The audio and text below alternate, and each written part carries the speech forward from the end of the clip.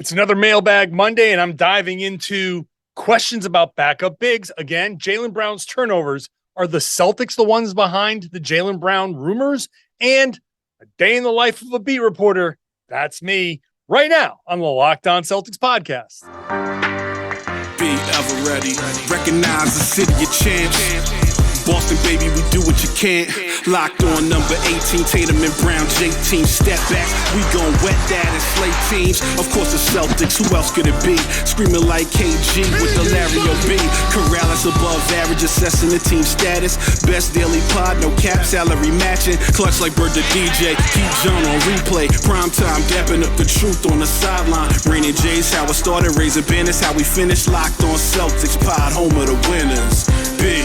Hey there. Thank you so much for making this show, the Locked On Celtics podcast, part of your regular routine. I'm here for you usually during the year, Monday through Friday with a daily podcast, but in August and September, 3 days a week, more if necessary, but a 3-day-a-week podcast, still part of your regular routine.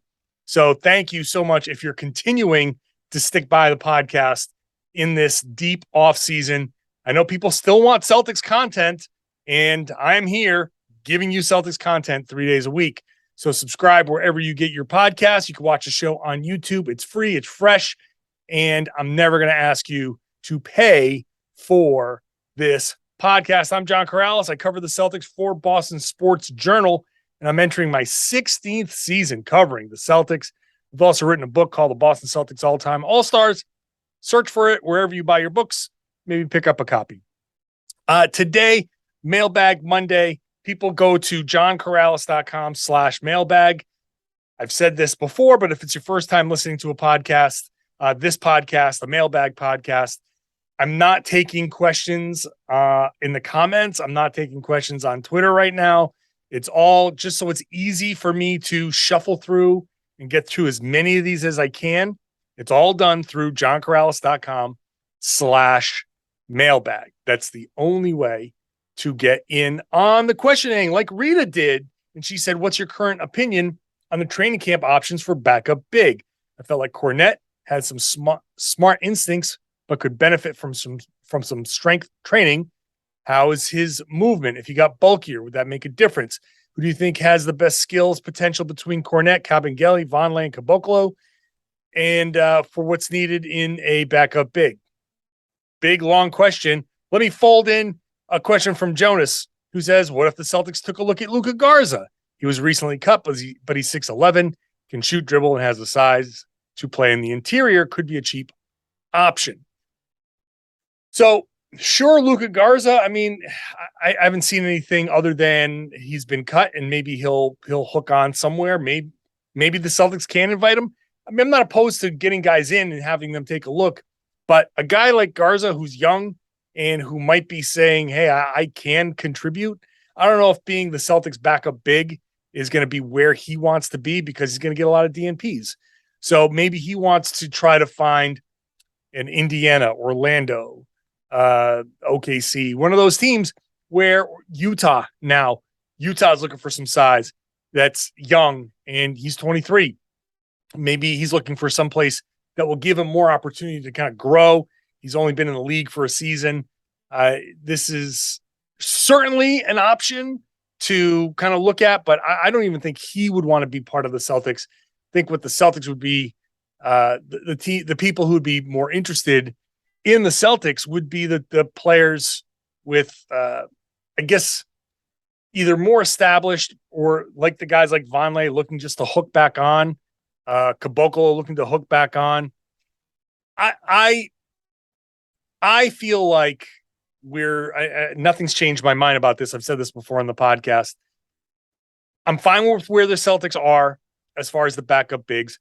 None of the free agent backup bigs are enticing to me at all. Not Dwight Howard, not Hassan Whiteside, not Boogie Cousins. None of those guys. I don't want any piece of any of those guys. I know the names are recognizable, but they're just not. That's not where to go with this. Let's see how it works with Rob and Al and Kornet and Kabengele and maybe Vonleh and or Caboclo hook on. but let's just kind of see where we are. And then from there, if it works, great. If it doesn't, then you adjust. Maybe Al Horford isn't the starter. Maybe he moves to the bench. Maybe there's some other way to go. Maybe Grant Williams spends more time as a backup big than he spent last season, and where he was on the wing a lot more. So there are any number of ways this can go.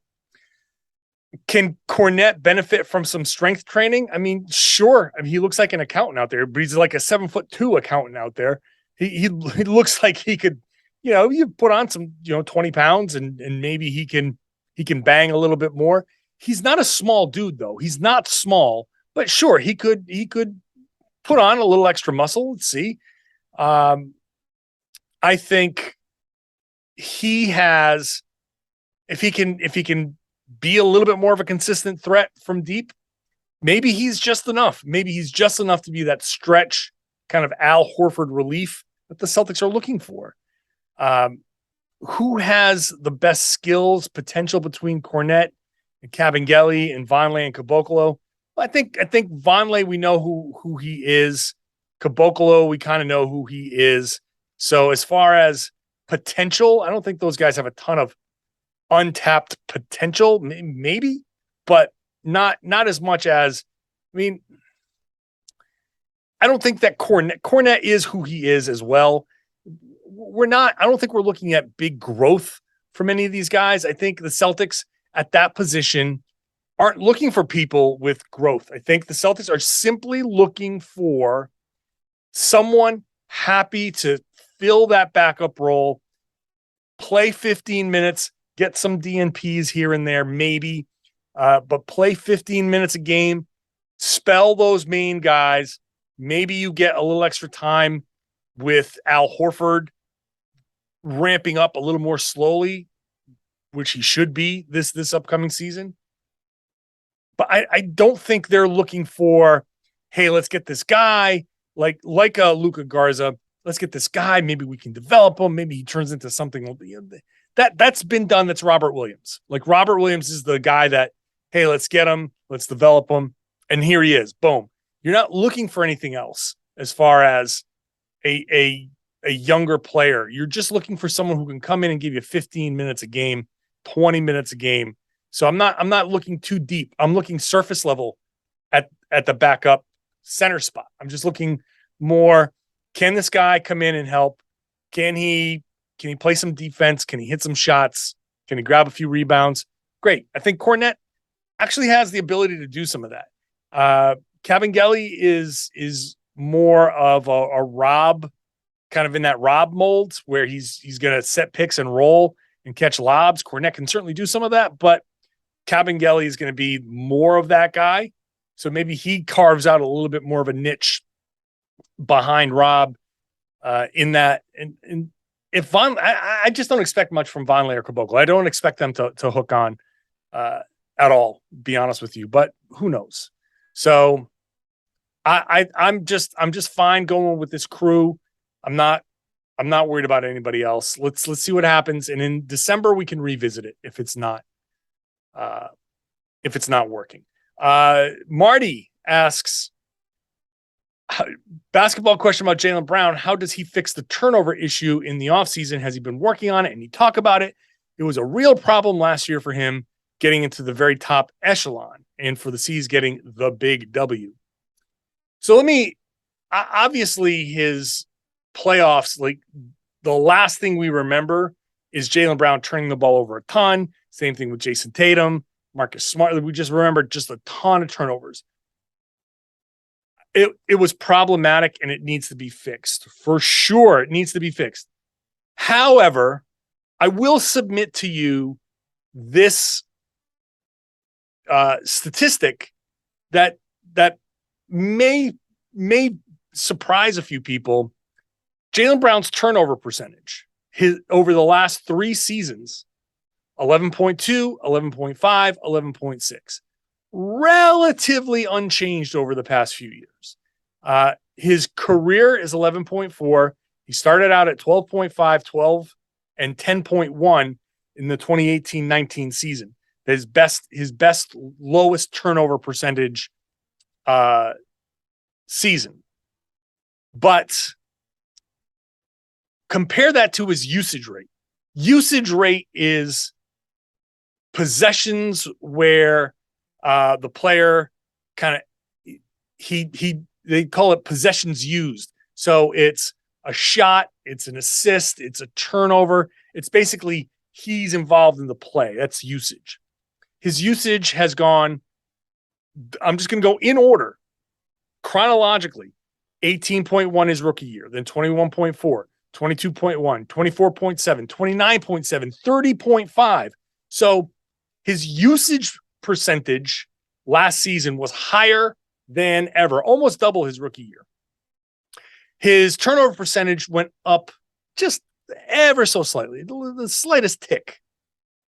But as his usage rate has gone up and he has had the ball in his hands more, the turnover percentage has stayed the same, but it has resulted in numerically more turnovers.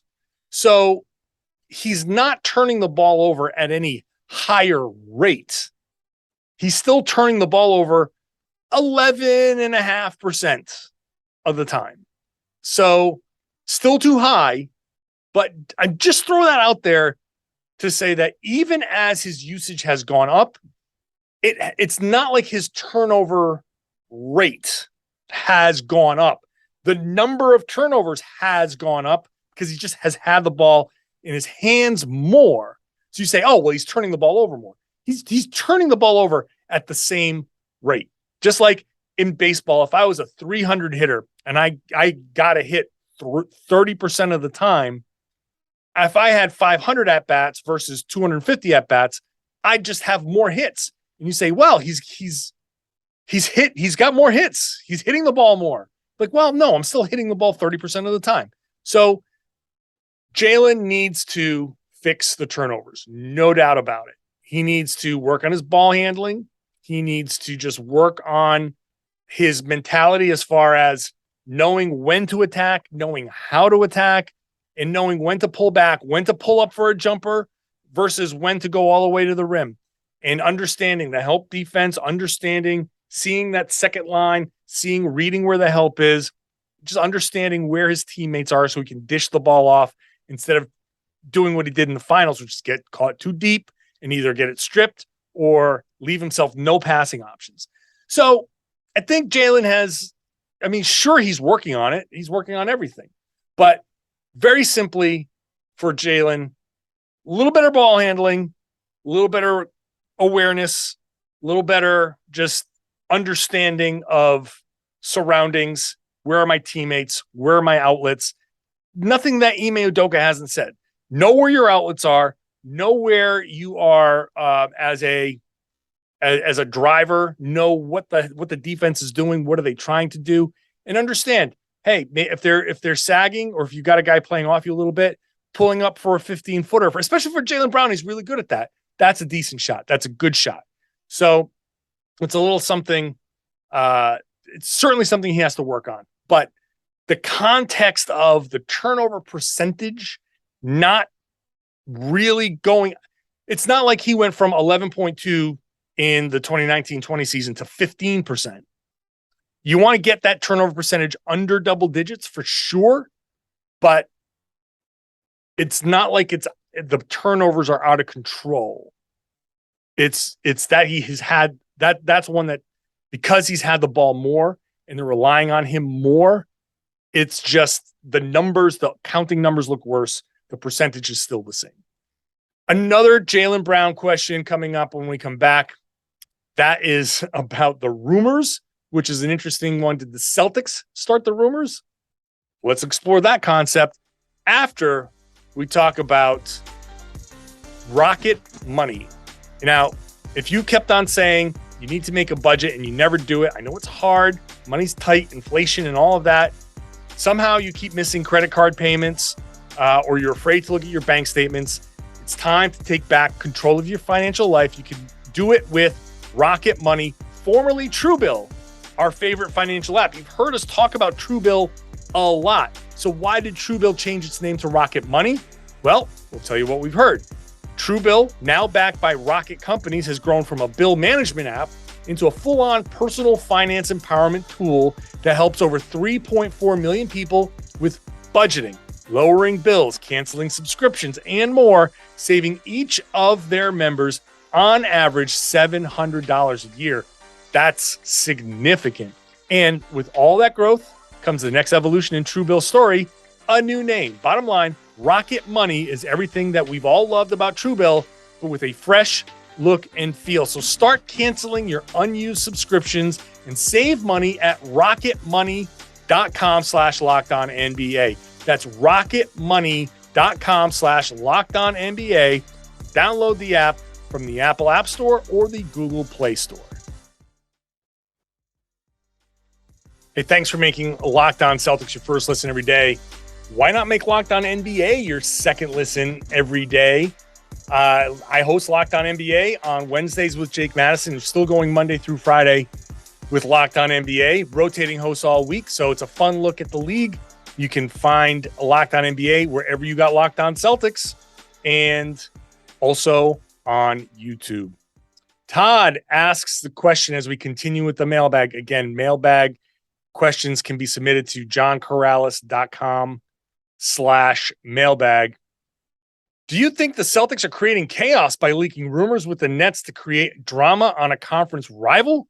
No intention of trading JB, just a game of chess while everyone else is playing checkers. That's an interesting perspective to say it's the Celtics who are the ones who are floating all of these rumors.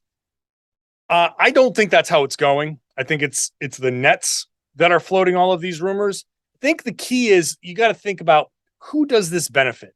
Whenever something is leaked, who does it benefit? Who, if this gets out there, who picks up, who stands to gain the most? And the Celtics don't really gain anything. I know the concept here is you're creating chaos on a conference rival, creating drama. I don't think the Celtics need to create drama on the Brooklyn Nets. There's plenty of drama, like just self-imposed. Kyrie Irving has created plenty of drama. The Ben Simmons situation has created plenty of drama. There's no need to create any more. Kevin Durant, by requesting his trade and by reiterating his trade request and adding, maybe if you fired the GM and the coach, I might stick around, then that's drama. The Celtics have not had a single hand in any of that. That's Kevin Durant's people. Kevin Durant wants out of Brooklyn, and he's the one that's creating that drama. Sean Marks wants to trade Kevin Durant and people are just not giving him what he wants. He's not getting the type of haul that he wants. So all of a sudden the Boston Celtics are involved. And did the Celtics actually call? Sure. I 100% believe that Brad Stevens did his due diligence and called the Nets and said, hey, what will it take?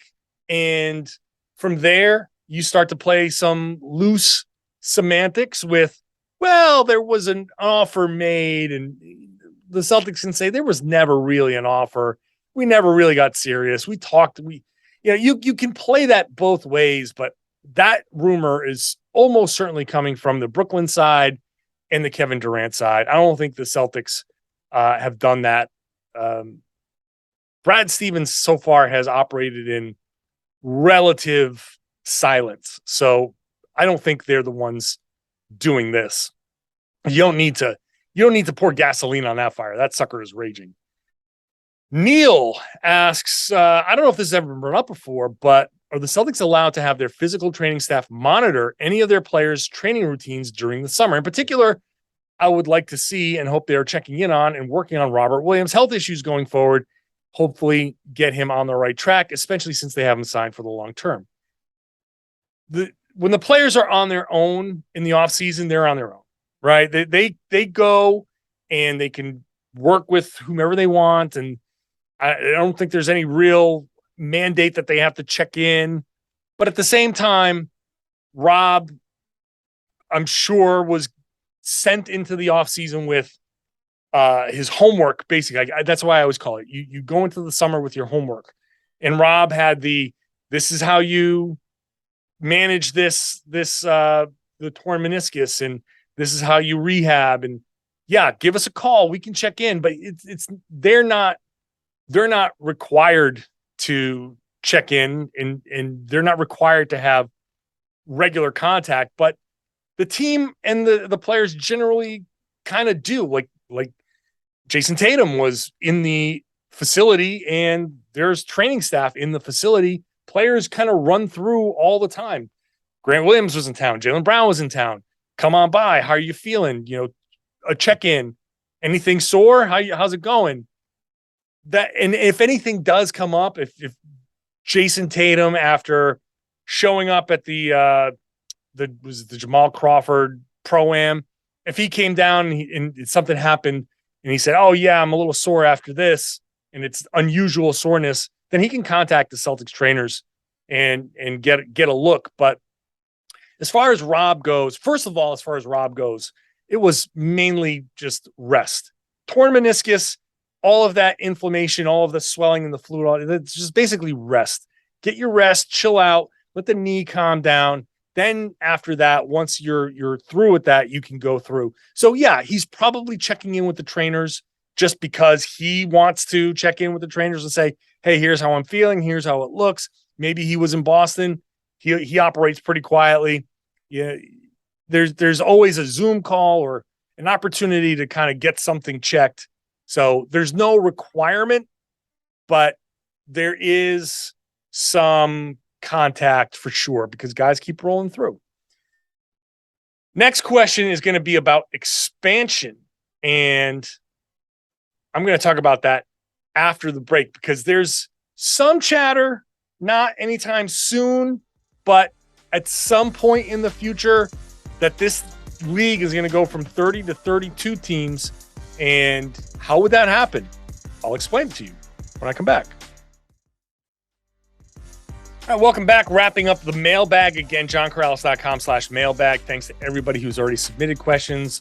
I try to get to them all. I can't get to all of them all the time. I'll try to maybe round up a few and get to maybe do another mailbag. Maybe rope Tom Westerholm into answering some questions too. Celtics questions, NBA questions, questions about me. Well, I like to save some of these things for the third segment here. So starting with Rickson, who said, how would the league go about introducing expansion teams? More specifically, how would they fill out the rosters and ensure that the teams are worth watching? Surely they can't just poach players like it's a 2K sim. Surely they can. In fact, when a team, let's just say Seattle and Las Vegas get teams, they would have an expansion draft, and teams would be told to protect. It depends on how it goes. I think it's like 8 players per roster. So the Celtics get to protect. Let's just say it was happening this year. You have to protect 8 players, and you leave 4, or maybe it's 7, and you leave 5 or 6, whatever your number is. You protect Jaylen, Jayson, Marcus, Rob. Maybe you leave Al Horford out. You take a chance and you say, maybe a team doesn't want Al Horford because they're just starting. So you protect 4 of your starters, and then you protect Derek White, Malcolm Brogdon, and Grant Williams. So that's your 7. And if you get to do 8, you Peyton Pritchard. You don't care if they take Gallinari. You don't take it. You say, we'll roll the dice on Al Horford that they won't want to take him because you got to take the salary too. That's the important thing. You don't just you actually have to fill like from the 0 to the salary cap. You have to take all of that. So you would, whatever the number is, protect 6, protect 7, protect 8. I think the number would be 6 or 7 really, because you want to leave some halfway decent players out there. And I think in that draft, they might, I don't know how they work out.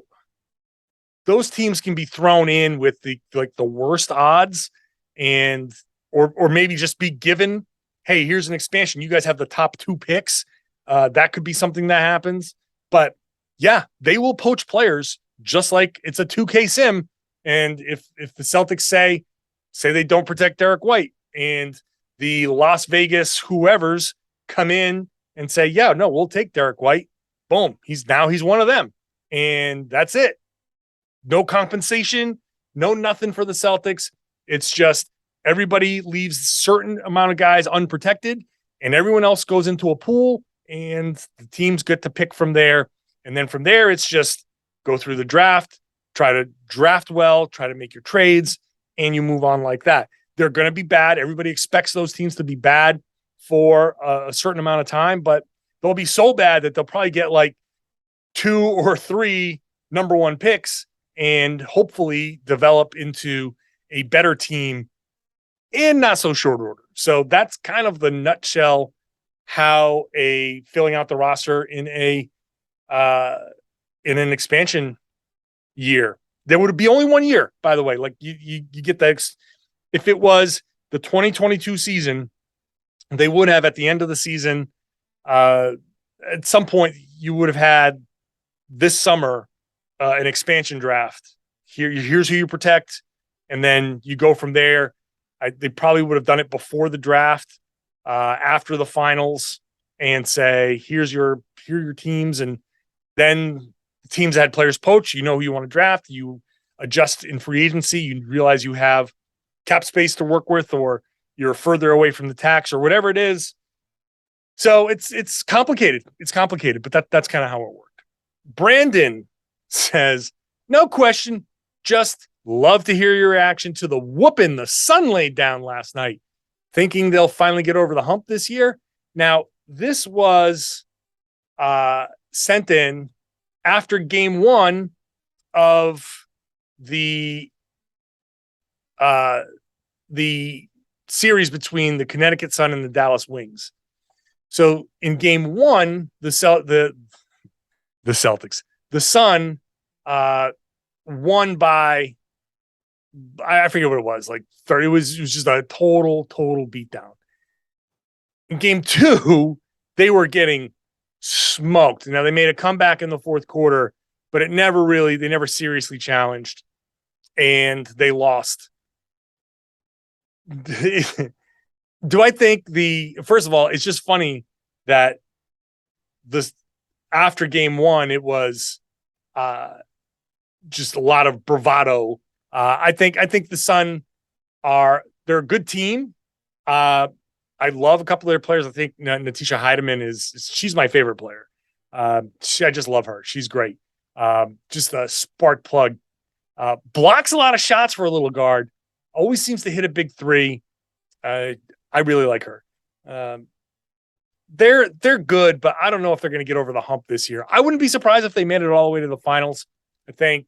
Now, I'm not going to pretend that I'm an expert in the WNBA. I like watching it, but I can't follow it as closely as I follow the NBA. I know the Aces are a really good team, and I wouldn't mind seeing Becky Hammon win a championship in her first season as a coach in the WNBA. I thought she was a good enough coach to be in the NBA. She has a lot of respect from the players. So I think going to the WNBA and getting a championship right away like that would be awesome. But also, hey, I buy ticket packages to the Connecticut Sun. I'm starting to go. I think I went to 5 games this past season. It's a lot of fun. Look, some guys, you don't like the WNBA. That's fine. I do have a problem when people aggressively don't like the WNBA. Like, if you don't like it, fine. When I tweet about it, just ignore it. The people who make a big scene of it, like you're actively, loudly hating on some WNBA tweets. Like, I think you got to get over yourself.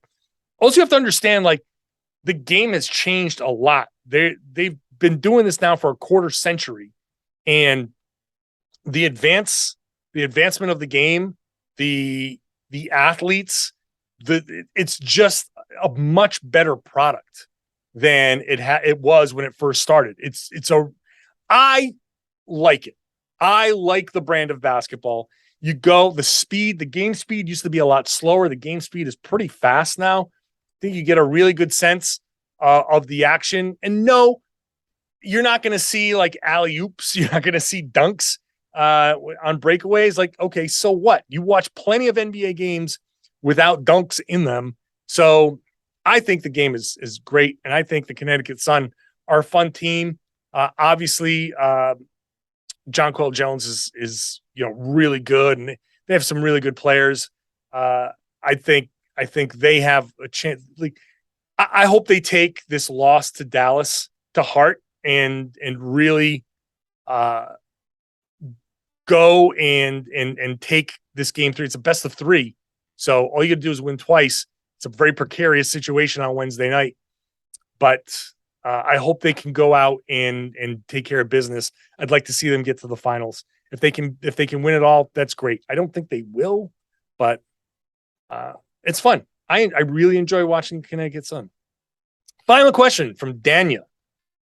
Hey, John, have you ever considered doing a day in the life episode of what covering the Celtics entails, like walking us through how you move through the facilities? What are the rules? How it's decided who gets to ask what questions to when and whom? Behind the scenes interactions with staff and other media members. I think it'd be some interesting insights into how the sausage is made.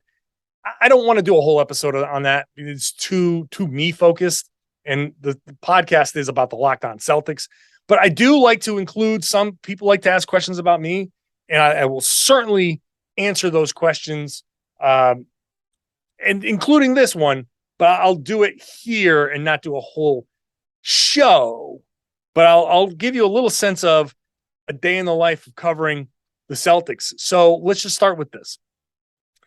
Game day, it's 7:30 start. I like to get to the arena about 5 o'clock or so, 5:30 at the latest. Now, things have been different over the past few seasons because of COVID. That's been really tough. Like there's a lot that has been kind of fluid as far as when we get to see these guys, how we get to see these guys, all of that stuff. I think we're going to get a little bit more normal this upcoming season. So opportunities to be down on the floor, watching guys warm up. When you're down on the floor, you get to talk to some of the assistant coaches who are there, and just some of it is just casual conversation, right? You're just BSing with somebody, like an assistant coach is sitting there waiting for his player to come out. Each player works with an assistant coach, and you're sitting there talking about, oh, did you see this game? Or what do you think of this? Or just basketball questions or TV, any questions. You're just bantering a lot of those times. So there is a real opportunity if you get there early. I like getting there early because I want to see guys warm up. I like to see how guys warm up. I like to see their routines. I've said this on the podcast before, but it's like this also doubles as a bit of advice to young kind of reporters coming up and trying to figure things out. I've talked about the baseline. I want to see the baseline. I want to go, and not the baseline on the floor, like behind me on the YouTube channel. I'm talking about baseline information. I want to be there and see the same boring, repetitive things over and over and over again. So I get a sense of, okay, every day, this is the cadence of the day. This guy comes out at this time. This guy comes out here. I understand Marcus Smart is going to go through a certain routine. At the end, he does his little trick shot. And if he ever doesn't do the trick shot, it's like, wait a second. You always do the trick shot. Why didn't you do it now? Or as an example, you're looking for the boring, repetitive stuff. So when you see something that deviates from that, wait a second. What was that about? You can keep it in mind. You can ask about it.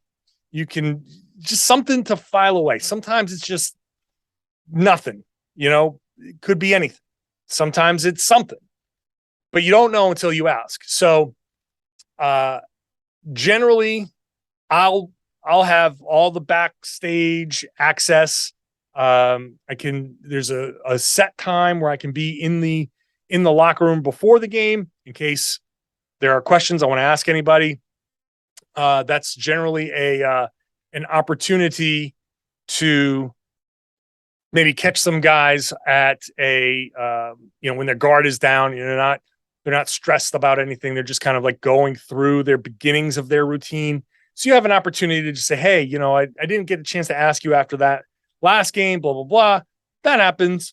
A lot of times you're just kind of sitting there waiting.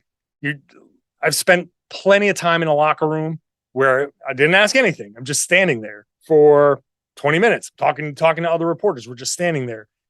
And you're just getting a sense of the dynamic. Who's chatting with whom? Who's, you just want to get a sense of how things are working within the locker room. Again, getting the baseline information. There is a coach's availability, I want to say an hour and a half before the game and an hour and 45 minutes before the game, home and visitor. So you go do that. As far as who gets to ask the questions, when and to whom, if Ime's there, the way it's changed every season over the past few years. But if it's a podium situation, what they did like this past season, they set up a mic and anybody who wanted to go up there could ask the question. Now, last season, if you listen to the post game, you heard me asking like 2-3 questions at a time. The way they had it set up was the mic was there. You go up, you ask like 2-3 questions, you get all your questions out of the way, and then you sit down and someone else gets the questions. A lot of times it's a scrum situation where you might see the guy in the locker room and a bunch of reporters holding their microphones in front of the guy's face. And at that point, you're just shouting out questions. And who goes first? It depends. Like, a lot of times in that scrum situation, like Abby Chin goes first, or one of the TV people goes first, because you just want to let them get their stuff out of the way, and then you get into some of the more nitty-gritty stuff. A lot of times in podium situations, I would go first, and I would just kick things off. Sometimes the NBA or somebody else is calling on you in the finals, in the playoffs, when the NBA gets involved. It's their discretion. So a lot of times it's just who has a question, go ahead. A lot of I don't care about going first. So a lot of times people might just want to wait, and some people like asking questions, some people don't. But there's a media room, there's media dining. We get to walk in. We have a place where we can sit and work. There's a place where we can go get some food. We can interact with the players. We can interact with the coaches. There are set times for the coaches to speak after the game. There's generally a certain amount of time before the locker room opens.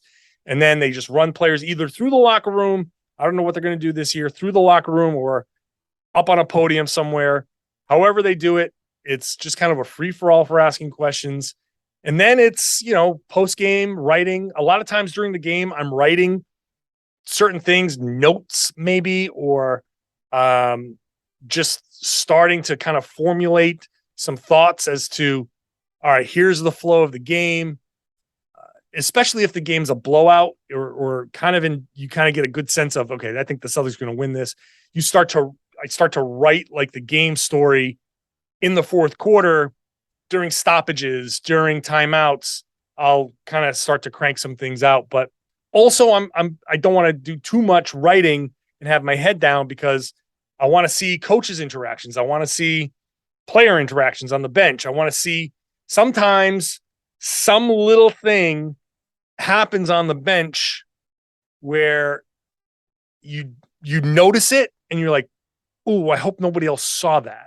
Whether it's two players talking, whether it's Marcus Smart, for example, getting up into somebody's face, or Marcus, like explaining something, or just understanding that sometimes Ime sits down and yells at the players versus goes out and congregates with his coaches.